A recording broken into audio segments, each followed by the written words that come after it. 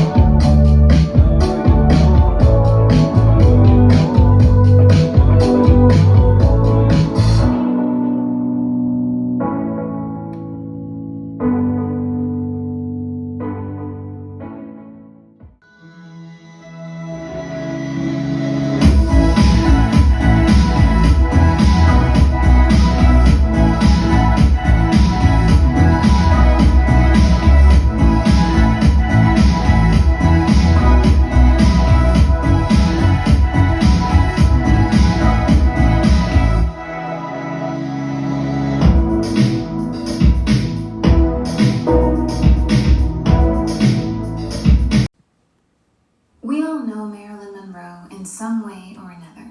She's an actress, she's a model, or everyone's favorite, she's an icon. Marilyn was all of these things, and for many of us, we know her face very early in life, before we even know her name. I can't recall the first time I laid eyes on Marilyn Monroe. I don't remember the first image or the first video, because she's always sort of been there. If I saw a head of platinum blonde hair, it would remind me of Marilyn. Of course, I would learn later that Marilyn was inspired to bleach her hair because of another blonde bombshell, Jean Harlow. But when I was younger, it was Marilyn's hair.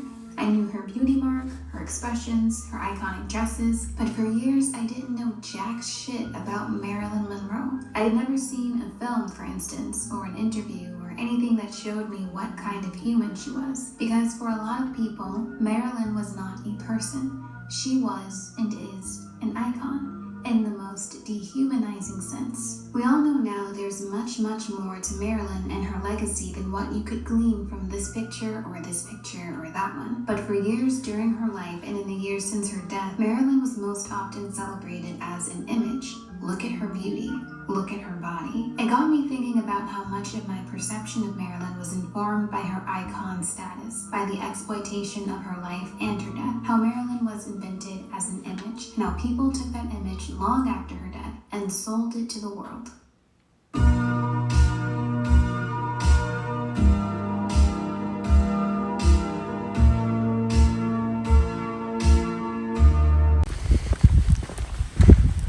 I've been working on an album all year, released a few songs off it. I'm going to end up changing the songs on the album, those singles. I'm going to add more background vocals, maybe change the main vocals on them.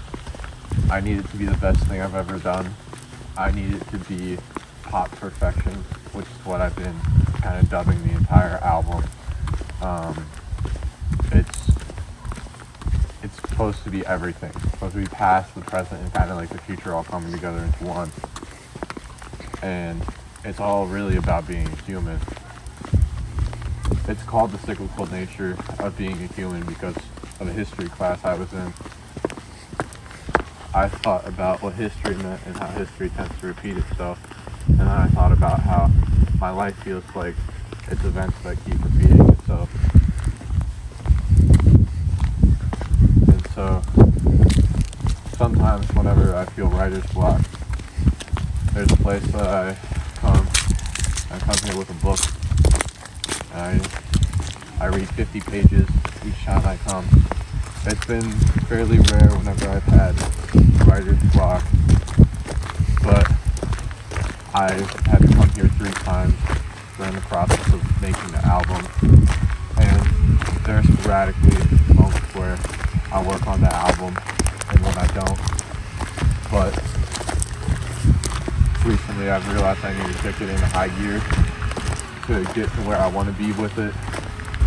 I recorded the emotional centerpiece of the album the other night this week, and it all made sense to me.